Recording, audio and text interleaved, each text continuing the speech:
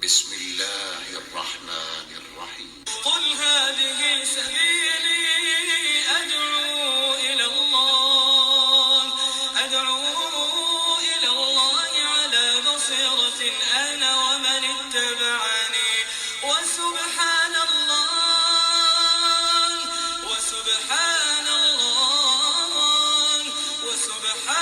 الله وما أنا من المشركين. عليكم ورحمة الله وبركاته. الحمد لله والصلاة والسلام على رسول الله وبعد. أعوذ بالله من الشيطان الرجيم. بسم الله الرحمن الرحيم. يا أيها الذين آمنوا كتب عليكم الصيام كما كتب على الذين من قبلكم لعلكم تتقون. فرمان باری تعالیٰ ہے، اے لوگو جو ایمان لائے ہو، تم پر روزے فرض کیے گئے ہیں اسی طرح سے جس طرح سے تم سے پہلے والے لوگوں پر فرض کیے گئے تھے، تاکہ تم تقوی والے بن جاؤ، پرہیزگار بن جاؤ۔ محترم بھائیوں، آج ہمارے سامنے منہج السالکین و توضیح الفقہ فی الدین نامی ایک کتاب جو علامہ عبد الرحمن ابن ناصر السعدی رحمہ اللہ کی ہے، ہم اس سے کتاب الصیام پڑھنے کی کوشش کر رہے ہیں۔ میرے بھائیوں، سب سے پہلے ہم جان لیں کہ صیام کا معنی، عربی زبان میں روزے کو صوم کہتے ہیں جس کی جمع صیام ہے۔ اس کا معنی لغت میں ہے الامساک، یعنی کسی چیز سے رک جانا، کسی چیز سے اجتناب کرنا، دور رہنا۔ شرعی تعریف اور اصطلاحی تعریف اس کی ہے الامساک عن المفطرات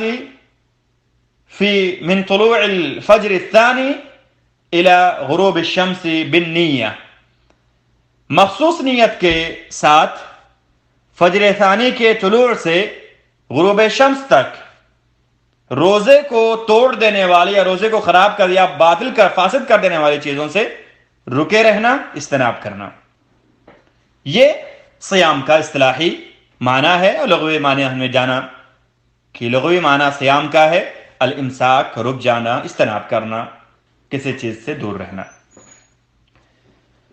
روزے کا حکم کیا ہے، اس کے بارے میں امت کا اجماع ہے کہ رمضان کے روزے فرض ہیں، ماہ رمضان کے روزے فرض ہیں۔ جس نے ایک دن بھی بغیر عذر کے روزہ افطار کیا وہ بڑے کبیرہ گناہ کا مرتکب ہے۔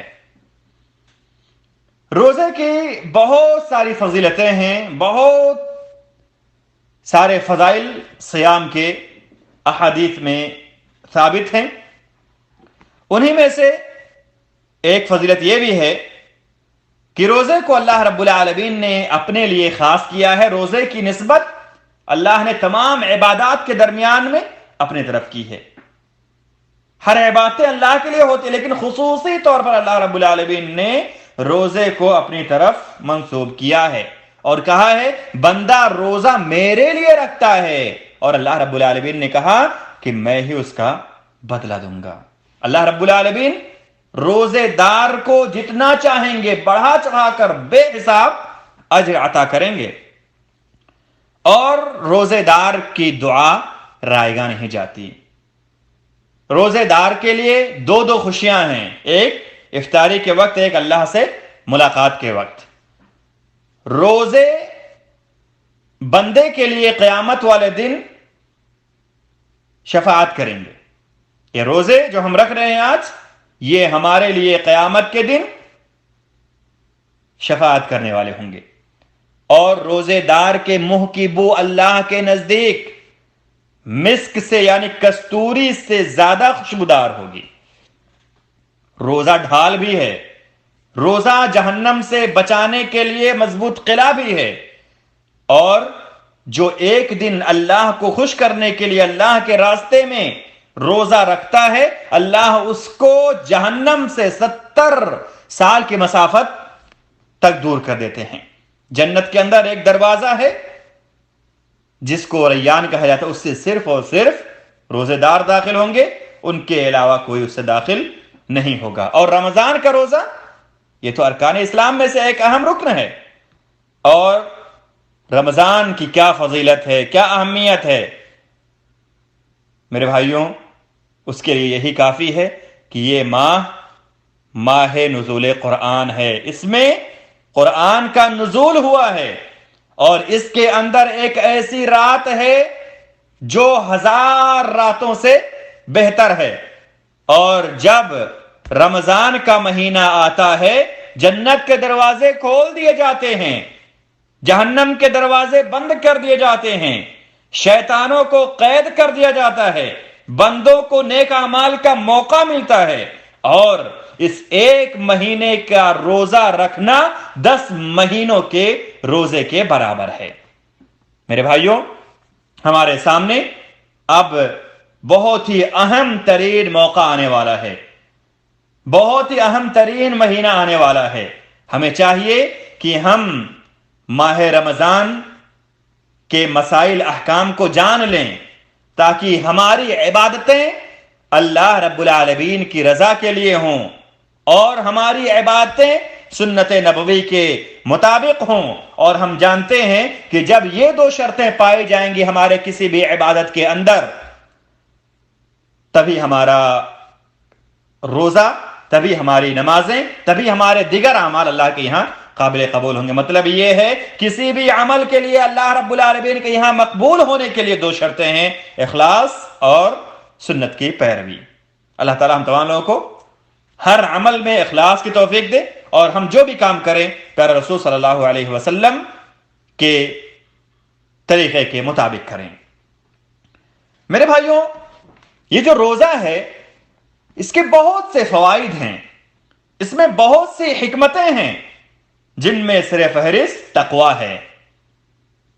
تقویٰ، پرہیزگاری، نفس کا تزکیہ، یہ روزے کا اہم ترین فائدہ ہے۔ اور یہ روزہ جو ہے اس سے بندہ شیطان کو ذلیل کرتا ہے، اپنی شہوت کو توڑتا ہے، کنٹرول میں رکھتا ہے، اپنے اعضاء و جوارح کی حفاظت کرتا ہے، اپنے اندر بندہ برائیوں سے بچنے کے ارادے کو، برائیوں سے بچنے کے جذبے کو پروان چڑھاتا ہے، اور روزے کے ذریعے سے بندہ اپنے آپ کو برائیوں سے بچاتا ہے، معصیت سے بچاتا، اللہ کی نافرمانی سے بچاتا ہے۔ اور اسی طرح سے بندہ روزہ رکھتے وقت نظام کی پابندی کرتا ہے، مواعید کو دقت نظری سے دیکھتا ہے، اور روزہ رکھنے میں مسلمانوں کے ایک جسم اور جان ہونے کی دلیل بھی نظر آتی ہے۔ میرے بھائیوں، روزے کی بہت زیادہ فضیلت ہے، روزے کے بہت فضائل، فوائد اور احکام اور حکمتیں ہیں۔ ہم آئیے آخر میں یہ جان لیتے ہیں کہ روزہ کے چند سنن اور آداب کیا کیا ہیں۔ میرے بھائیوں، روزہ کے کئی سنن اور آداب ہیں، کئی آداب اور سنتیں روزہ کے ہیں، جن میں سے کچھ واجب ہیں اور کچھ مستحب ہیں۔ انہی سنن و آداب میں سے ایک سنت یہ ہے کہ ہم سحری کرنے کا اہتمام کریں اور تاخیر سے سحری کھائیں۔ تاخیر سے سحری کھانے کا مطلب ہے کہ ہم آخری وقت میں سحری کھائیں۔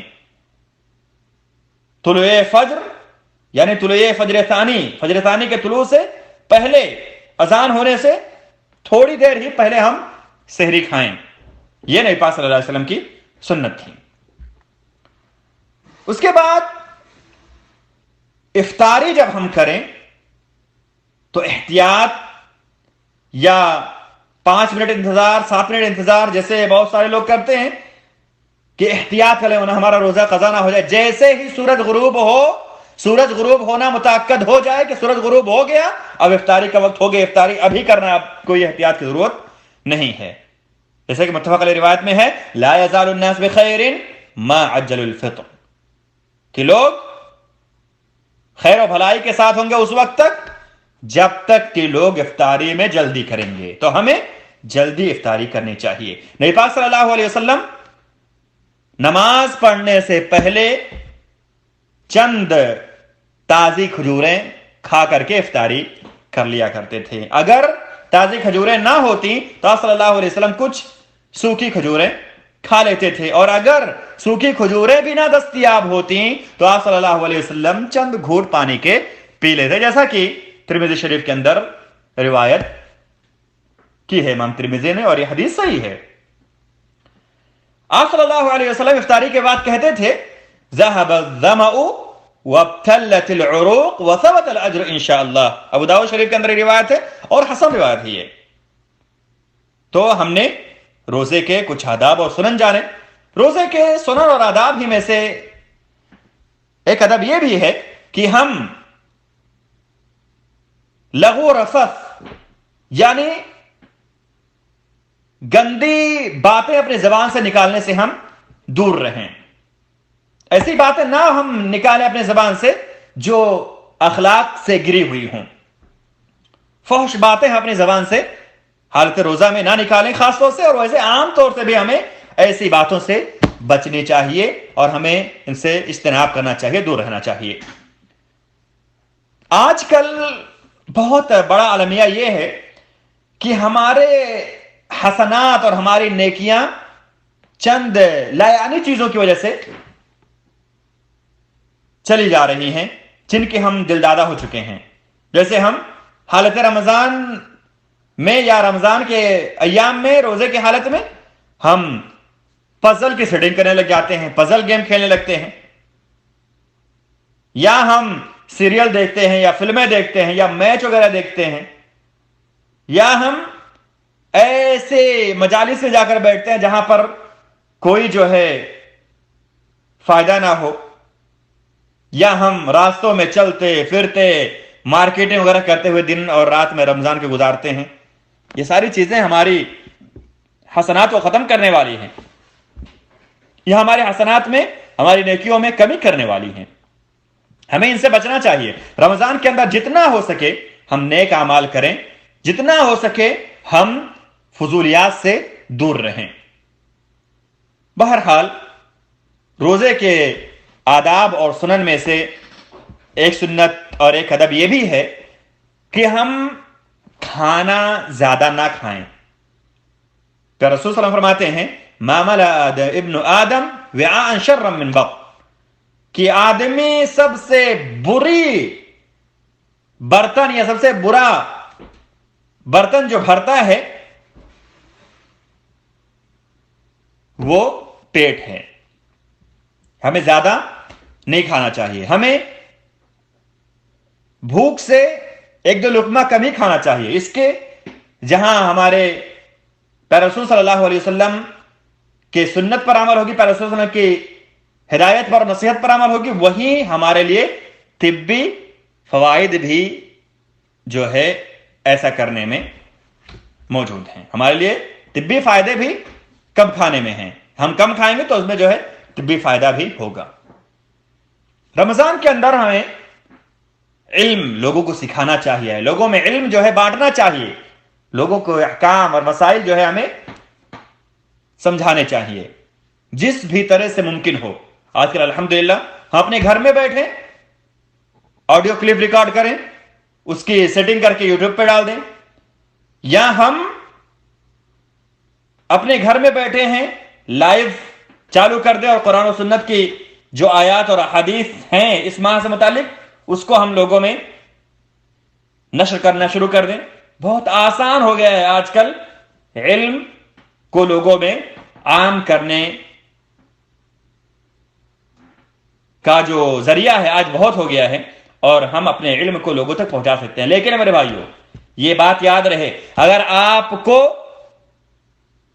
इल्म नहीं है, सही इल्म नहीं है, आपने इल्म हासिल नहीं किया है, तो आप लोगों को दिखाने के लिए, लोगों में अपने आप को पेश करने के लिए, अपने आप को बड़ा बनाकर पेश करने की आप कोशिश ना करें, वरना आप खुद भी गुमराह होंगे, दूसरों को भी गुमराह करेंगे। अल्लाह रब्बुल आलमीन हमें तौफीक दे।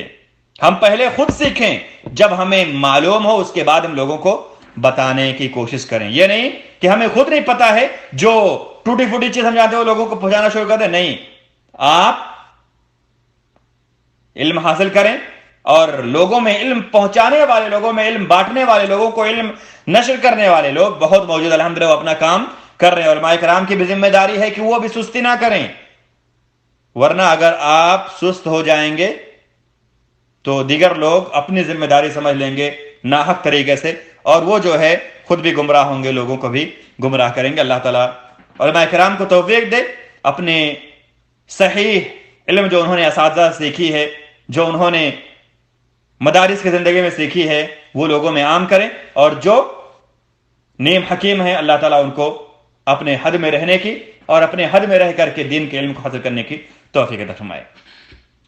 میرے بھائیوں، پیارے رسول صلی اللہ علیہ وسلم رمضان کے اندر جو ہے بہت زیادہ آپ سخی ہو جایا کرتے تھے۔ یوں تو آپ صلی اللہ علیہ وسلم تمام لوگوں میں سب سے زیادہ سخی تھے، سب سے زیادہ فیاضی کرنے والے آپ صلی اللہ علیہ وسلم تھے، لیکن رمضان کا جب دن آتا تو سب سے زیادہ سخی آپ ان دنوں میں ہو جایا کرتے تھے۔ تو ہمیں علم بانٹنا چاہیے، مال جو اللہ تعالیٰ نے ہمیں دیا اس میں سے اللہ کے راستے میں خرچ کرنا چاہیے۔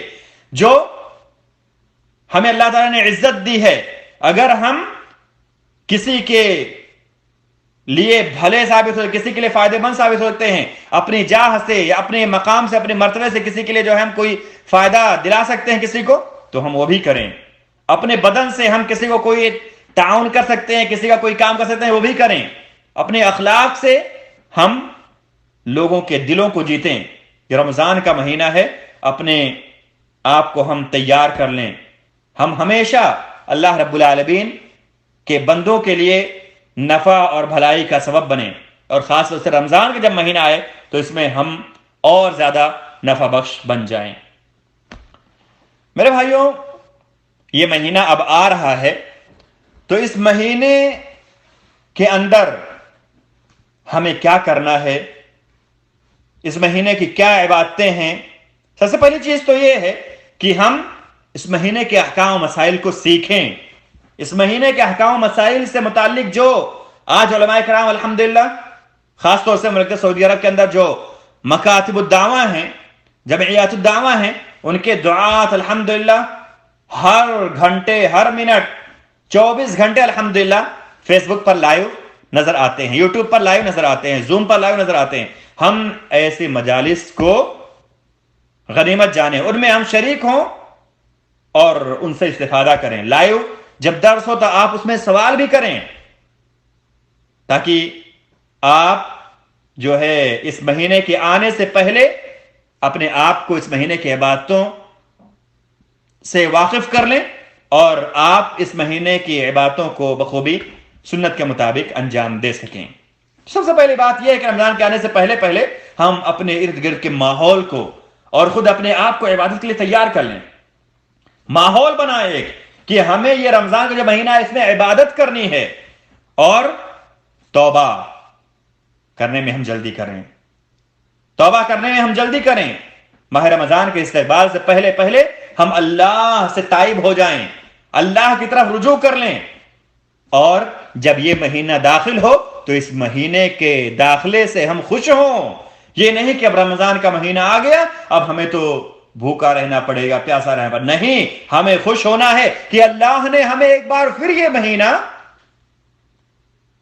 عطا کیا ہے۔ اب ہمیں اس میں روزے رکھنے ہیں، تلاوت کرنی ہے، قرآن پڑھنے ہیں، ہمیں ذکر کرنے ہیں، ہمیں جو ہے صبح و شام کی دعائیں پڑھنی ہیں، ہمیں تراویح کا اہتمام کرنا ہے، ہمیں سحری کھانی ہے، ہمیں افطاری کرنی ہے۔ اتنے عظیم برکتوں والا یہ مہینہ ہے، ہم اس کے آنے سے خوش ہوں، ہمیں اس کے آنے سے تنگ دل نہیں ہونا چاہیے۔ اپنے روزے کو جو ہے ہم بہتر بنانے کے لیے، کس طرح سے ہمارا روزہ بہتر ہوگا، سنت کے مطابق کس طرح سے ہم جو ہے روزہ رکھ سکتے ہیں، اس کو ہم ابھی سے سیکھیں، تاکہ ہم روزہ جب رکھنا ہو تو سنت کے مطابق رکھ سکیں، روزے کو فاسد کرنے والا کوئی کام ہم سے سرزد نہ ہو۔ ہم جب نماز پڑھیں اس مہینے کے اندر تراویح، تو اس میں خشوع و خضوع کے ساتھ تراویح پڑھیں، خاص طور سے آج کے اس ماحول میں جس میں کہ پوری دنیا کورونا کی وبا سے جو ہے پریشان ہے، پوری دنیا میں جو ہے بالکل پریشانی مچی ہوئی ہے۔ اس وقت ہم اپنے نماز کے اندر، پانچوں نمازوں کے اندر تو ہم روزانہ دعا کرتے ہیں، ہمیشہ دعا کرتے ہیں۔ تراویح کی نماز میں، قیام کی نماز میں ہم خاص طور سے دعا کریں، رو رو کر کے، گڑ گڑا کر کے، خشوع و خضوع کے ساتھ اللہ رب العالمین سے خوب مانگیں، اور ابھی چونکہ نماز تراویح وغیرہ بھی مسجدوں میں نہیں پڑھی جا سکتی ہیں، وقتی طور کے لیے جو کورونا وائرس سے بچنے کے لیے یا بچاؤ کے طور پر جو اقدامات کیے گئے ہیں دیگر ممالک میں، میرے بھائیوں، ہم اگر آسانی کے ساتھ رات کے آخری پہر میں تراویح کی نماز پڑھ سکیں، تراویح کی نماز اگر ہم رات کے آخری پہر میں پڑھ سکیں تو ہم اسی وقت میں پڑھیں،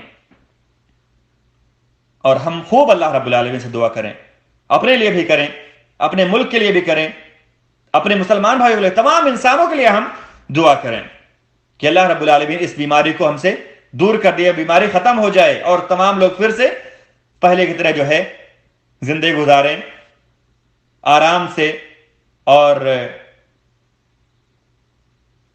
اچھائی کے ساتھ، جو ہے جیسے پہلے زندگی گزارتے تھے، اللہ رب العالمین پھر سے وہی دن ہمارے لیے واپس کر دیں۔ ہم اللہ رب العالمین سے خوب روئیں، گڑ گڑائیں، خوب اللہ تعالیٰ سے دعا کریں۔ اس کے بعد رمضان کے اندر جو آخری عشرہ ہے، اس میں ہم میرے بھائیوں خصوصی عبادتوں کا اہتمام کریں۔ اسی طرح سے ہم رمضان کے پہلے عشرے میں چست رہتے ہیں، آخری عشرے میں بھی چست ہو جاتے ہیں، لیکن بیچ میں جو ہے ہم تھوڑا تساہل کرتے ہیں۔ ایسا بھی نہیں ہونا چاہیے۔ رمضان کا پورا مہینہ جو ہے میرے بھائیوں بہت ہی اہم ہے، اس کی اہمیت کو ہمیں سمجھنا چاہیے۔ ہم قرآن ختم کرنے کی کوشش کریں۔ قرآن ایک بار نہیں، 2 بار نہیں، 3 بار نہیں، ہم ٹائم ٹیبل بنائیں کہ ہمیں روزانہ اتنا پڑھنا ہے، پورے مہینے میں ہمیں 2 بار، 3 بار، 4 بار، 5 بار، 10 بار ہمیں قرآن ختم کرنا ہے۔ جس طرح سے ہم ختم کرنا چاہتے ہیں اس طرح سے ہم ٹائم ٹیبل بنائیں اور کوشش کریں کہ زیادہ سے زیادہ ہم قرآن اس مہینے میں ختم کریں۔ اس کے بعد اس مہینے کے اندر ہم لیلۃ القدر کو تلاش کریں، اس میں ہم صدقہ و خیرات کریں، اور اگر توفیق ہو یا آسانی ہو تو ہم اعتکاف بھی کریں۔ اعتکاف کے لیے مسجد میں اعتکاف کرنا شرط ہے۔ اس سال تو شاید ناممکن ہو، لیکن دیگر ایام میں اگر ہم آسانی پائیں تو اعتکاف کرنے کی کوشش کریں۔ اللہ تعالیٰ ہم تمام لوگوں کے لیے نیک اعمال اور نیک عبادات کو آسان کرے، اور اس بیماری کو اللہ رب العالمین ہم سے دور کر دے، تاکہ ہم مسجدوں میں جمع ہو کر کے ایک ساتھ لوگوں کو، مسلمانوں کے ساتھ مل کر کے تراویح کی نماز پڑھ سکیں، قیام کی نماز پڑھ سکیں، ہم مسجدوں میں اعتکاف کر سکیں، عید کی نماز پڑھ سکیں۔ اللہ تعالیٰ تو اس مصیبت کو دور کر دے اور ہمیں ایک بار پھر مسجدوں میں جمع فرما۔ میرے بھائیوں، یہ مہینہ جب آئے تو کیا ہم اس مہینے کی خوشخبری دے سکتے ہیں، اس مہینے کی مبارکبادی دے سکتے ہیں؟ خوشخبری کے بارے میں جو حدیث وارد ہے کہ اگر کوئی رمضان کی آمد کی خوشخبری دے تو اس کے لیے یہ اجر ہے، وہ تو حدیث ثابت نہیں ہے، لیکن جہاں تک بات ہے تہنیہ کی، مبارکبادی کی، تو رمضان کے آمد کی مبارکبادی ہم دے سکتے ہیں۔ نبی پاک صلی اللہ علیہ وسلم اپنے صحابہ کو اس کے آنے کی خوشخبری دیا کرتے تھے اور اس کی مبارکبادی پیش کیا کرتے تھے، اور رمضان کے آمد پر رمضان کو غنیمت جاننے کی نبی پاک صلی اللہ علیہ وسلم صحابہ کرام کو تلقین کیا کرتے تھے۔ میرے بھائیوں، اللہ رب العالمین ہم تمام لوگوں کو ماہ رمضان سے متعلق مسائل کو سمجھنے اور اس کے مطابق عمل کرنے کی توفیق عطا فرمائے۔ کچھ روزے کے احکام ہیں، انہیں بھی جان لینا ہمارے لیے ضروری ہے۔ فائدے کے طور پر ہم یہ جان لیں کہ کچھ روزے ہیں جن کو لگاتار ہمیں رکھنا ہے، کچھ روزوں کو ہمیں لگاتار رکھنا ہے، جیسے رمضان کے روزے۔ ایسا نہیں ہے کہ ایک دن رکھے 2 دن چھوڑ دے، پھر ایک دن رکھے پھر دوسرے دن چھوڑ دے، نہیں، بلکہ ہمیں لگاتار 30 دن یا 29 دن پورا رکھنا ہے۔ اسی طرح سے قتل خطا کا کفارہ، قتل خطا کے کفارے کے طور پر اگر ہم روزے رکھ رہے ہیں تو اس میں بھی ہمیں لگاتار روزے رکھنے ہیں۔ زہار کے کفارے کے طور پر اگر ہم روزے رکھ رہے ہیں تو اس میں بھی لگاتار روزے رکھنے ہیں۔ رمضان کے دنوں میں اگر ہم نے بیوی سے صحبت کر لی، اس کا روزہ اگر ہم رکھ رہے اسے کفارے کے طور پر، تو بھی ہمیں لگاتار روزے رکھنے ہیں۔ کچھ روزے ایسے بھی ہیں جن میں ہم لگاتار بھی رکھ سکتے ہیں یا لگاتار نہ رکھیں، ایک دن کے بعد ایک دن ایسے رکھ سکتے ہیں۔ جیسے رمضان کے روزوں کے ہم قضا کریں رمضان کے بعد میں، تو ہم آج رکھیں، کل نہ رکھیں، پرسوں نہ رکھیں، یا ایک مہینے میں ایک رکھیں، دوسرے مہینے میں، آئندہ مہینے جو ہے رمضان سے پہلے پہلے، آئندہ سال رمضان سے پہلے پہلے تک ہمیں اس کو رکھنا ہے۔ اس طرح سے جو لوگ ہدی کے جانور نہ پائیں وہ لوگ جو ہے 10 روزے الگ الگ کر کے رکھ سکتے ہیں، کوئی حرج نہیں ہے۔ اس طرح سے شوال کے 6 روزے جو ہیں وہ انسان چاہے تو پورے مہینے میں شوال کے رکھے، یا چاہے تو لگاتار رکھ لے، کوئی حرج نہیں ہے۔ اس کے بعد فائدے کے طور پر ہم یہ جان لیں کہ جو نفلی روزے ہوتے ہیں ہمیں ان کا بھی اہتمام کرنا چاہیے۔ رمضان کے روزے ہم رکھیں، سال کے دیگر ایام میں ہم نفلی روزے رکھنے کا اہتمام کریں، کیونکہ رمضان کے فرض روزے میں جو نقص یا کمی ہوگی صیام تطوع سے، نفلی روزوں سے اس کی بھرپائی کی جائے گی۔ چلتے چلتے یہ بات بھی ہم جان لیں کہ نبی پاک صلی اللہ علیہ وسلم نے جمعہ کے دن، تنہا جمعہ کا دن روزہ رکھنے سے منع کیا ہے۔ تنہا جمعہ کے دن صرف کیا جمعہ کا دن ہے تو ہم اس کے لیے اس کا روزہ رکھیں، یہ درست نہیں ہے۔ اسی طرح سے یوم السبت کے دن میں بھی جو ہے ہم روزہ رکھیں صرف اور صرف یوم السبت کے لیے، درست نہیں ہے۔ ہم ہر دن روزہ ہی رکھیں، یہ بھی درست نہیں ہے۔ اسی طرح سے وصال یعنی بغیر سحری اور بغیر افطاری کے روزہ رکھیں، یہ بھی درست نہیں ہے۔ اور عیدین کے دن روزہ رکھنا حرام ہے۔ ایام تشریق میں بھی روزہ رکھنا درست نہیں ہے۔ اب آخری چیز ہم یہ جان لیں کہ سب سے اہم دلیل جو روزے کی فرضیت سے متعلق ہے وہ یا ایھا الذین آمنوا کتب علیکم الصیام کما کتب علی الذین من قبلکم لعلکم تتقون، سورہ بقرہ کی آیت نمبر 183 ہے۔ یہ روزہ ہر اس شخص پر واجب ہے جو مسلمان ہو، سن بلوغت کو پہنچ چکا ہو، عقل مند ہو اور روزہ رکھنے پر قادر ہو۔ اچھا، ایک سوال یہاں پر یہ ہے کہ روزہ انسان رمضان کا کب رکھنا شروع کرے گا؟ تو اس کا جواب یہ ہے کہ انسان رمضان کے روزے رمضان کے چاند کو دیکھ کر شروع کرے گا۔ روزے رکھنا رمضان کے انسان چاند دیکھ کر کے رمضان کا شروع کرے۔ اگر چاند نظر نہیں آیا تو کیا کرے؟ اگر چاند نظر نہیں آیا اور ابھی شعبان 29 دن کا ہوا ہے تو 30 مکمل کر لیں، ایک دن اور انتظار کر لیں، یعنی 30 مکمل کر لیں، پھر 30 دن کے بعد جب شعبان 30 دن کا مکمل ہو جائے تو رمضان کا روزہ شروع کرے۔ دلیل کیا ہے بھائی؟ دلیل اس میں ہے پیارے رسول صلی اللہ علیہ وسلم کا فرمان کہ تم روزہ چاند دیکھ کر رکھو اور افطاری بھی چاند دیکھ کر کرو، یعنی عید بھی چاند دیکھ کر مناؤ۔ اگر تمہارے اور چاند کے درمیان بدلے حائل ہو جائے، کسی وجہ سے تم دیکھ نہ سکو، تو تم اس کی مقدار پوری کر لو۔ ایک لفظ میں ہے کہ اس کی مقدار 30 پوری کر دو، ایک لفظ میں ہے کہ تم شعبان کی عدد 30 مکمل کر دو۔ بخاری شریف کے تمام الفاظ ہیں۔ اس کے بعد چاند دیکھنے میں کتنے لوگوں کی گواہی ضروری ہے؟ رمضان کے چاند کو دیکھنے کے لیے ایک آدمی کی گواہی بھی کافی ہے، لیکن عید منانے کے لیے، دیگر مہینوں کے چاند دیکھنے کے لیے 2 لوگوں کا اور عادل ہونا، چاند دیکھنے والے لوگوں کا عادل ہونا بھی شرط ہے۔ ایک عادل اگر رمضان کا چاند دیکھے تو اس کے رویت کا اعتبار ہوگا اور روزہ رکھا جائے گا. لیکن دیگر ایام میں یا جیسے شوال کے چاند کے لیے کم سے کم دو عادل لوگوں کی گواہی ضروری ہوگی. اس کے بعد جب ہم فرض روزہ رکھیں گے تو رات سے ہمیں نیت کرنی واجب ہوگی. ہم رات ہی سے نیت کر لیں گے، جبکہ نفلی صوم میں ہم دن کے جو ہے ابتدائی حصے میں بھی ہم زوال سے پہلے جیسا کہ علماء کرام کہتے ہیں وہاں پہ ہم نفل روزے کی نیت کر سکتے ہیں.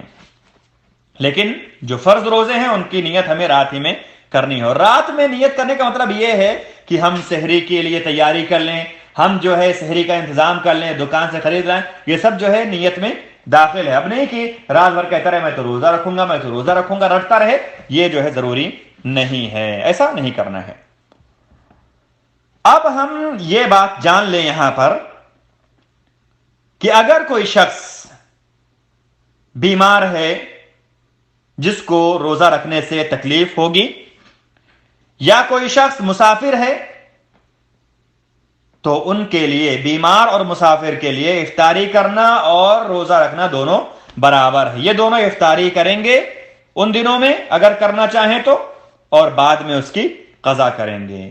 حید و نفاس کے ایام سے گزر رہی جو خواتین ہیں وہ روزہ نہیں رکھیں گے، ان کے اوپر ان دنوں کا اس حالت میں ان دنوں کا روزہ رکھنا جو ہے حرام ہوگا، اور بعد میں وہ قضا کریں گی. ان دنوں میں وہ روزہ نہیں رکھیں گی، ان کا روزہ رکھنا ان دنوں میں حرام ہے، اور جب وہ پاک ہو جائیں گی باقی دنوں کا روزہ رکھیں گی. رمضان کے اندر جب پاک ہو جائیں تو باقی دنوں کا روزہ رکھیں گی.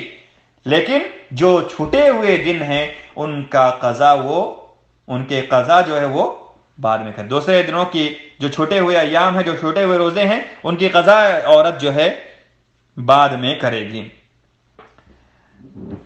اس مسئلے کو ذرا غور سے سنیں. وہ یہ ہے کہ حمل والی اور رضاعت والی عورتیں اگر اپنے بچے کی صحت پر یا بچے کو تکلیف ہونے کا خدشہ محسوس کریں، اگر حمل والی عورت یا دودھ پلانے والی عورت کو یہ خدشہ ہو کہ اگر وہ روزہ رکھیں گی تو اس کی وجہ سے ان کے بچوں پر اثر ہوگا یا ان کے بچوں کو تکلیف ہوگی، تو وہ افطاری کریں گے، وہ روزہ نہیں رکھیں گے، روزہ توڑیں گی، اور بعد میں ان دنوں کی وہ قضا کریں گی، اور ساتھ ہی ساتھ ہر دن کے بدلے میں ایک مسکین کو کھانا بھی کھلائیں گی.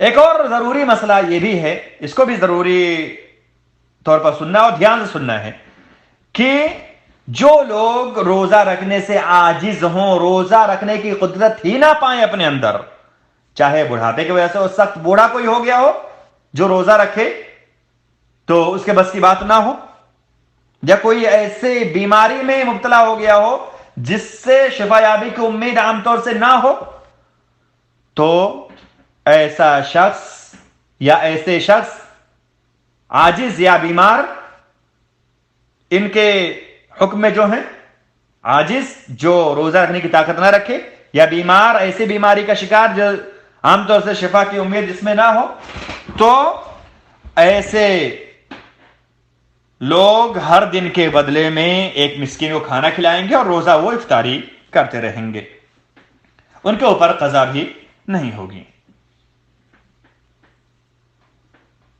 جو شخص بغیر کسی عذر کے رمضان کے دنوں میں افطاری کر لے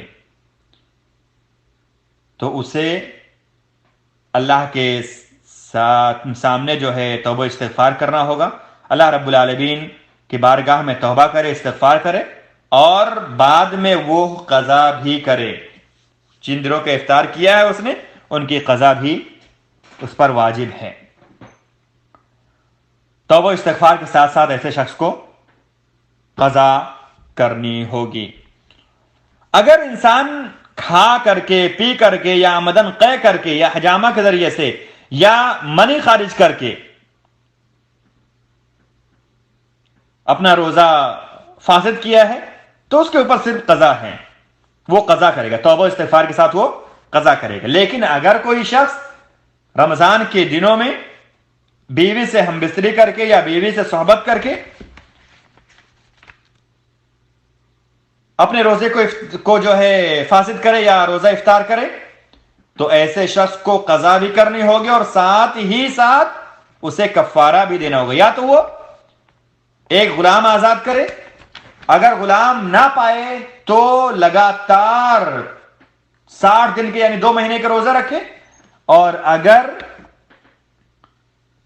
وہ 60 دن کے روزے رکھنے کی طاقت نہ رکھے, 2 مہینے کے روزے رکھنے کی طاقت نہ رکھے, تو 60 مسکینوں کو کھانا کھلائے. ایسے شخص کو قضا کے ساتھ ساتھ کفارہ بھی دینا ہوگا, جیسا کہ ہم نے بتایا کہ یا تو وہ غلام آزاد کرے یا 2 مہینے کے لگاتار روزے رکھے یا کھانا کھلائے 60 مسکینوں کو. ایک یہاں پر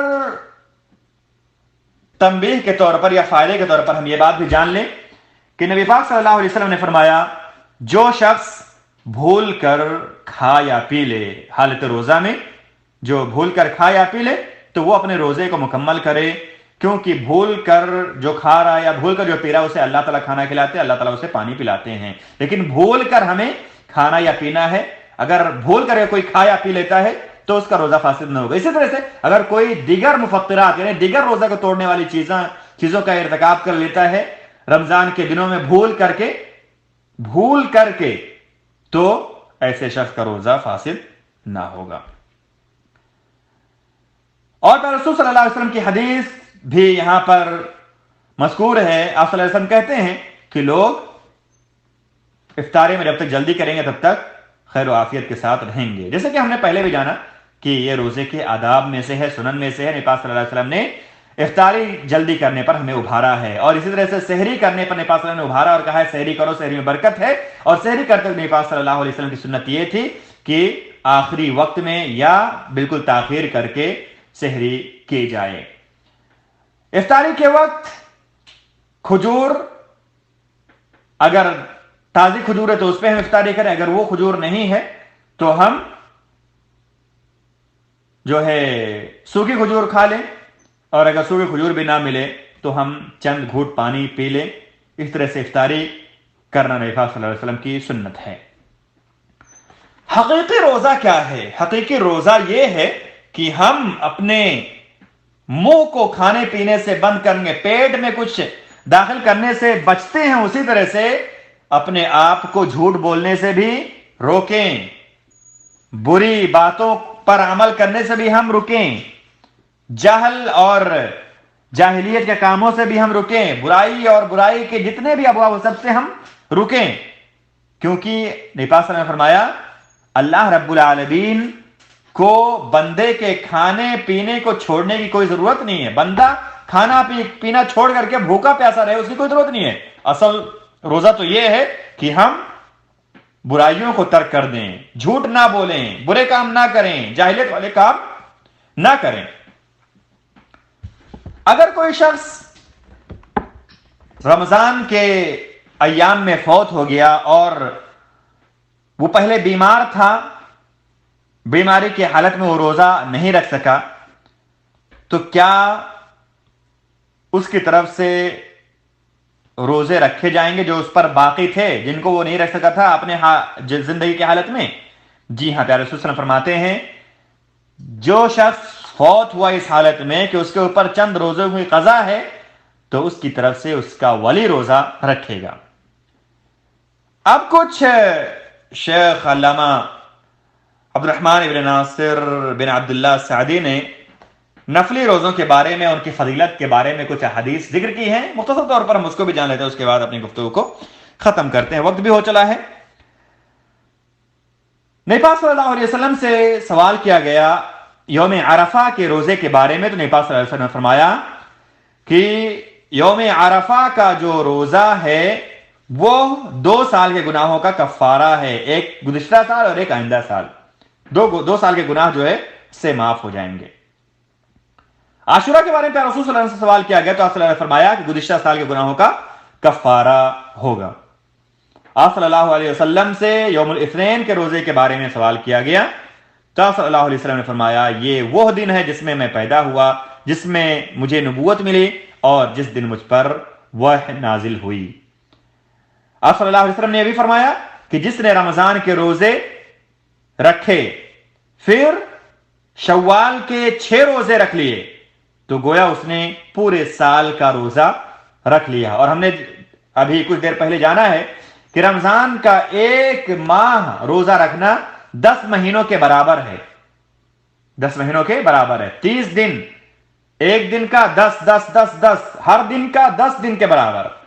اس طرح سے 30 دن کا جو ہے 10 مہینے کے برابر، اور باقی بچتے ہیں 60 دن، یعنی 2 مہینے سال کے. تو 6 مہینے کا 6 دن کا روزہ رکھنا وہ 60 بھی مکمل ہے. مطلب جو رمضان کے 30 دن کا روزہ رکھ لے اور پھر بعد میں 6 دن کا روزہ رکھ لے شوال کے اندر، تو گویا اس نے پورے سال کا روزہ رکھ لیا، پورے سال کے روزے کا اسے ثواب مل گیا. ایک اور روایت میں ہے، ابو ذر رضی اللہ تعالیٰ عنہ کہتے ہیں کہ اللہ کے رسول صلی اللہ علیہ وسلم نے ہمیں ہر مہینے میں 3 دن کے روزہ رکھنے کا حکم دیا ہے. 13، 14 اور 15 تاریخ عربی کیلنڈر کی ہر 13، 14، 15 تاریخ ہر مہینے میں ہم روزہ رکھیں. اس کا بھی نبی پاک صلی اللہ علیہ وسلم نے حکم دیا. اسے ایام 20 کہا جاتا ہے. ویسے اگر انسان پورے مہینے میں کبھی بھی 3 روزہ رکھ لے تو یہ کافی ہے، لیکن اگر 13، 14، 15 کو رکھتا ہے تو اس کے بارے میں خصوصی فضیلت وارد ہے. نبی پاک صلی اللہ علیہ وسلم کا خصوصی حکم اس بارے میں وارد ہے. آپ صلی اللہ علیہ وسلم نے یوم فطر یعنی عید الفطر اور یوم النحر یعنی عید الاضحیٰ کے دن روزہ رکھنے سے منع فرمایا ہے. اب یہاں پر شیخ نے کچھ حدیثیں ذکر کی ہیں جن میں ان دنوں کا بیان ہے کہ جن میں روزے نہیں رکھے جا سکتے، اور وہ حدیث بھی شیخ نے ذکر کی ہے جس میں ایام تشریق کے روزے رکھنے سے ممانعت ہے. نبی پاک صلی اللہ علیہ وسلم نے فرمایا کہ ایام تشریق کھانے پینے اور اللہ کے ذکر کے دن ہیں، ان میں روزہ، مطلب یہ ہے کہ ان میں روزہ نہیں رکھا جائے گا. اس کے بعد جمعہ کے دن روزہ رکھنے سے، جیسے کہ ہم نے جانا کہ نبی پاک صلی اللہ علیہ وسلم نے منع کیا ہے کہ تم میں سے کوئی جمعہ کے دن روزہ نہ رکھے، الا کہ کوئی ایک دن پہلے یا ایک دن بعد بھی اس کے ساتھ ملا کر رکھے. صرف ایک دن روزہ جمعہ کے دن رکھنا جائز نہیں ہے. اگر جمعہ کے دن کوئی رکھ رہا ہے تو جمعرات کو بھی رکھے، یا جمعہ کے دن کوئی رکھ رہا ہے تو سنیچر کو بھی ساتھ میں رکھے تو جائز ہے. ورنہ افرادی طور پر، صرف انفرادی طور پر جمعہ کا روزہ جائز نہیں ہے. نبی پاک صلی اللہ علیہ وسلم نے منع کیا ہے. یا رسول صلی اللہ علیہ وسلم نے فرمایا کہ جس نے رمضان کا روزہ ایمان کے ساتھ، اللہ کے حکم پر ایمان، اس کے ثواب پر ایمان، اس کی فضیلت پر ایمان رکھتے ہوئے اور احتساب کے ساتھ ثواب کے حصول کی امید کے ساتھ جو رمضان کے روزے رکھے، غفر لہ ما تقدم من ذنبہ، اس کے گزشتہ تمام گناہ معاف کر دیے جائیں گے. اور جو لیلۃ القدر کا قیام کر لے ایمان و احتساب کے ساتھ، اس کی فرضیت پر ایمان رکھتے ہوئے، اللہ کے حکم پر ایمان رکھتے ہوئے، اس کی اہمیت پر ایمان رکھتے ہوئے اور ثواب کی امید کے ساتھ، تو اس کے سارے گناہ بخش دیے جائیں گے. تو ہمیں ماہ رمضان کے اندر روزے کا بھی اہتمام کرنا ہے، قیام کا بھی اہتمام کرنا، اور خاص طور سے لیلۃ القدر یعنی آخری عشرے کے قیام کا اہتمام ہمیں خصوصی طور پر کرنا ہے. پیارے رسول صلی اللہ علیہ وسلم رمضان کے مہینے میں عشر اواخر کے اندر اعتکاف کیا کرتے تھے. پیارے رسول صلی اللہ علیہ وسلم اعتکاف کیا کرتے تھے آخری عشرے میں رمضان کے، یہاں تک کہ اللہ رب العالمین نے آپ کو وفات دے دی. آپ صلی اللہ علیہ وسلم ہمیشہ جو ہے اعتکاف کیا کرتے تھے. اس کے بعد جب آپ صلی اللہ علیہ وسلم کی وفات ہو گئی تو آپ کے ازواج نے آپ کے بعد اعتکاف کیا. پھر اعتکاف کے ذکر کے بعد ایک اہم حدیث شیخ نے آخری میں اس درس کے اس کتاب میں ذکر کی اور کہا، لا تشد الرحال الا الى 3 مساجد، المسجد الحرام ومسجد هذا والمسجد الاقصى، کہ 3 مسجدوں کے علاوہ کسی اور مسجد کی طرف جو ہے سفر کر کے نہیں جا سکتا ہے. ایک مسجد حرام، دوسرا مسجد نبوی، تیسرا مسجد اقصی. ان مسجدوں کی طرف ہم عبادت کی غرض سے سفر کر کے جا سکتے ہیں، دیگر مساجد کی طرف جو ہے ہم سفر کر کے عبادت کی غرض سے نہیں جا سکتے ہیں، کوچ نہیں کر سکتے ہیں. اور سفر اختیار نہیں کر سکتے ہیں۔ اس کا اس باب سے مناسبت کیا ہے؟ اس باب سے مناسبت یہ ہے کہ جب شیخ محترم نے یہاں پر ذکر کیا اعتکاف کے بارے میں، تو اعتکاف چونکہ مسجد میں ہوتی ہے، مسجد میں اعتکاف کا ہونا شرط ہے، اس لیے شیخ نے یہاں پر یہ حدیث بھی ذکر کی تاکہ لوگ جہاں رہتے ہیں، جس جگہ رہتے ہیں، جو جامع مسجد ہے وہیں پر اعتکاف کریں، دور یہاں وہاں جانے کی نظر یا یہاں جانے کے لیے سفر نہ کریں۔ اگر جانا ہے تو مسجد حرام جا سکتے ہیں، مسجد نبوی جا سکتے ہیں، اور مسجد اقصی، اس کے علاوہ جو ہے دیگر مساجد کی طرف رخ نہیں کرنا ہے۔ جہاں جو آپ کے قریب میں جامع مسجد ہے وہاں پر آپ اعتکاف کریں۔ اللہ رب العالمین ہم تمام لوگوں کو رمضان کے مسائل کو سمجھنے اور اس پر عمل کرنے کی توفیق عطا فرمائے۔ السلام علیکم ورحمۃ اللہ وبرکاتہ۔ سبحانک اللہم وبحمدک، اشہد ان لا الہ الا انت، استغفرک واتوب الیک۔